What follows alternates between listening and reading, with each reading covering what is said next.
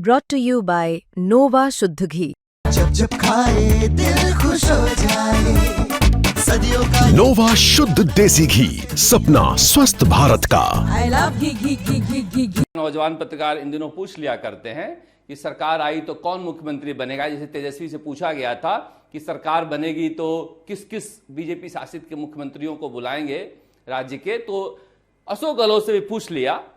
उन्होंने कहा कि देखो, एक ज्योतिषी ने कहा है चौथी बार के लिए, इसीलिए इस तरह की बातें उठते रहती है। अब कौन ज्योतिषी मिल गया उन्हें, या किसी पत्रकार ने बता दिया, किसी सलाहकार ने बता दिया कि एक ज्योतिषी ने कहा है कि चौथी बार भी आप बन सकते हैं। सचिन पायलट के समर्थक मान के चल रहे हैं कि वही मुख्यमंत्री बनेंगे। गोविंद सिंह डोटासरा कह रहे हैं कि कांग्रेस के इतिहास में जवाहरलाल नेहरू भी ऐसे बड़े नेता नहीं हुए जितने गोविंद सिंह डोटासरा हैं, कि जननायक हैं, आम आदमी के प्रदेश अध्यक्ष हैं। टीकाराम जूली के समर्थक कह रहे हैं जब ये सब लड़ेंगे तो इनका भी नंबर आ सकता है। पर हकीकत यह है कि अभी किसी भी मापदंड से कांग्रेस की सरकार कहीं से आती हुई नहीं दिखाई दे रही है। अगर लोकसभा चुनाव के नतीजे भी आप देख लें तो 9 आई है कांग्रेस की, गठबंधन की 11 मान लें तो उनकी 14 है। 11 और 14 के सीटों के हिसाब से बीजेपी की सरकार बन रही है। उपचुनाव की मान लें तो भी 7 में से ये 2 जीते हैं, 5 वो जीते हैं तो भी बन रही है। तो फिर कौन सा ऐसा दिखाई दे दिया है ये सोशल मीडिया पर, ट्विटर और फेसबुक और यूट्यूब के अलावा, जहां पर ऐसा लग रहा है कि भजन लाल शर्मा की सरकार अलोकप्रिय हो गई है, जो सपने देख रहे हैं कि जिला अध्यक्ष बनाएंगे तो हम मुख्यमंत्री भी बनेंगे। अब बताओ, जिस तरह का झगड़ा जिला अध्यक्ष बनाने को लेकर इनमें मचा हुआ है, मैं बार बार कह रहा था कि राहुल गांधी चाहे जितना पहाड़ खोद लें चूहा ही निकलेगा, और इतना छेद कर जाएंगे ये पहाड़ में कि राहुल गांधी को पता ही नहीं चलेगा कि वोट कहां से निकला। कांग्रेस का सृजन अभियान है कि विसर्जन अभियान है।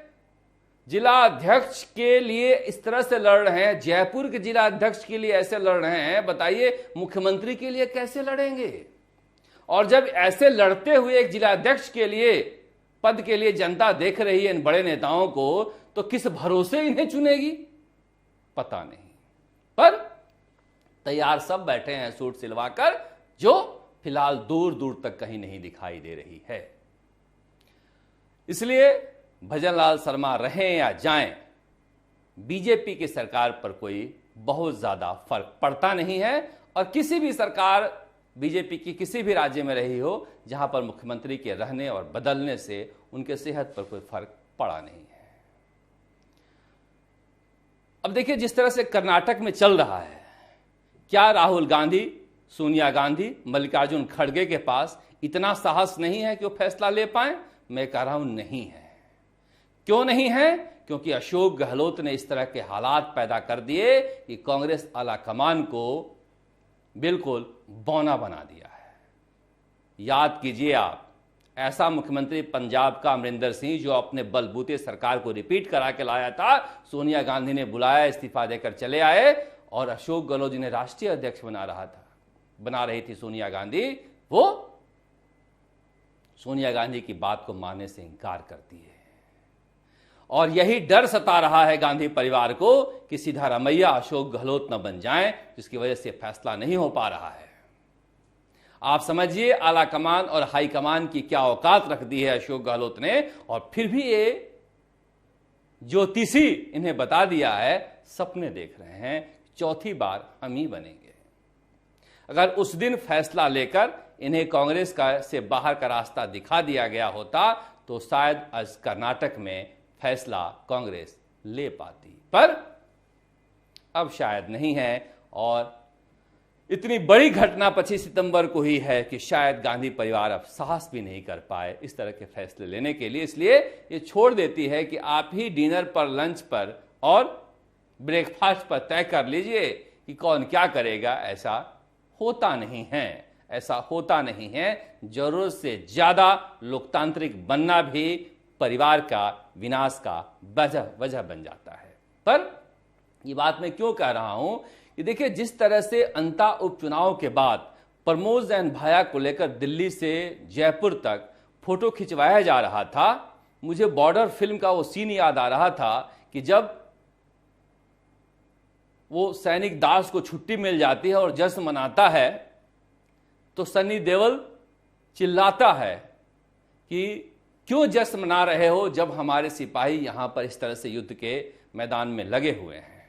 बिहार हार गए हो आप इतनी बुरी तरह से, इतने उपचुनाव हार गए, लोकसभा में वो 14 जीते हैं, आप 11 जीते हो, फिर भी इस तरह की ट्रॉफी लेकर घूम रहे हो। मगर कोई सन्नी देओल नहीं है कांग्रेस में जो कह पाए कि ये नंगा नाच क्यों हो रहा है, ऐसा क्या जीत कर आए हो। पर वहां पर प्रमोद भाया मैटर नहीं करते हैं, मैटर ये करता है कि हम बड़े नेता हैं और हमारी वजह से हुआ है। और ये तीनों ही जगह है, चाहे सचिन पायलट का हो, चाहे अशोक गहलोत का हो, या गोविंद सिंह डोटासरा का हो, और यही जिला अध्यक्षों के बनने और बनाने में चल भी रहा है कि हमारे खेमे के कितने बने, तुम्हारे खेमे के कितने बने। काश ये तीनों मिल जाते, चारों मिल जाते, जूली भी, और एक साथ ही सबसे मिल लेते, फिर कैसे तय हो पाता कि कौन ज्यादा लोकप्रिय है, किसके यहां ज्यादा आए हैं। इसलिए अलग अलग मिल रहे हैं, सब अलग अलग फोटो जारी कर रहे हैं। डूब मरना चाहिए, पार्टी की हालत ऐसी है और तुम्हारी चाल ऐसी है। पर कहे कौन, खुद ही नेता घिरे हुए हैं, फंसे हुए हैं। अब ये बात इसलिए मैं कह रहा हूं कि देखिए बीजेपी में भी कार्यकारिणी की सूची जारी हुई है। बहुत लोगों को नाराजगी हो सकती है, मगर बहुत सारे ऐसे नेता को जानता हूं जो अलग अलग कैंप में सक्रिय थे, उन्हें कोई मौका नहीं मिला है। अब कहने वाले कह दे कि देखिए वहां पर तो क्या सुबुगाहट इसलिए नहीं हुई क्योंकि पार्टी मरी हुई है, और हमारे यहां जो उछल कूद मची हुई है क्योंकि हम जिंदा हैं। अब ये तो वही बात हो गई कि बंदर दिन भर उछले और शेर कहीं बैठ जाए, बाघ कहीं बैठ जाए तो घंटों ना उठे, फिर कहो कि हम उससे ज्यादा ताकतवर हैं, जान है मुझ में। ये फालतू की दलीलें हैं, इन दलीलों से कुछ होने वाला नहीं है। जब तक कांग्रेस में नेताओं में एकता नहीं होगी तब तक जिला अध्यक्ष कैंप में बटे रहेंगे और इसी तरह से जिला अध्यक्ष बनाने को लेकर दिल्ली तकरार मची रहेगी। यही राहुल गांधी को समझ जाना चाहिए कि आगे जाकर ये नेता क्या करने वाले हैं जब जिला अध्यक्ष बनाने को लेकर इस तरह से लगे हुए हैं। क्यों रायशुमारी कराई गई थी? कार्यकर्ता हतप्रभ है कांग्रेस का कि ये रायशुमारी क्यों कराई गई थी। जब इसी के बनने थे, उसी के बनने थे, तो हमारा बायोटा क्यों लिया था। पर करे क्या, तय हुआ जब केसी वेणुगोपाल के टेबल पर बैठे गोविंद सिंह डोटासरा और टीकाराम जूली और अशोक गहलोत ने नासिर हुसैन के जरिए खड़गे साहब की अपनी जो लिस्ट भिजवाई थी, उसमें पता है तर्क क्या था? हमारे पास तो पैसा नहीं है, इसके पास पैसा है, जिला अध्यक्ष बनेगा तो ये कांग्रेस चलाएगा। मुझे याद आ गया, औरंगजेब के बाद जितने भी मुगल 150 साल तक शासन किए, वो इसी आधार पर शासन किए कि कौन ज्यादा लगान देगा उसी को हम रियासत का मुखिया बनाएंगे, और धीरे धीरे ये कोई तर्क नहीं होना चाहिए कि किसके पास पैसा है वो खर्च करेगा, उसे जिला अध्यक्ष बना दें। इससे पार्टी का भला होने वाला नहीं है। पैसे से सियासत नहीं चलती है, पैसे से ही सियासत चलती है, ऐसी बात नहीं है। पैसा बहुत जरूरी भी है, पर ये क्राइटेरिया अगर होगा तो झंडा ढोने वाला, दरी बिछाने वाले कार्यकर्ता के मन में संदेह पैदा होता है और फिर ये कहते हैं कि आप कांग्रेस की आलोचना इतना क्यों करते हो। किसी भी कांग्रेसी से पूछ लो, क्या इन बातों में दम नहीं है?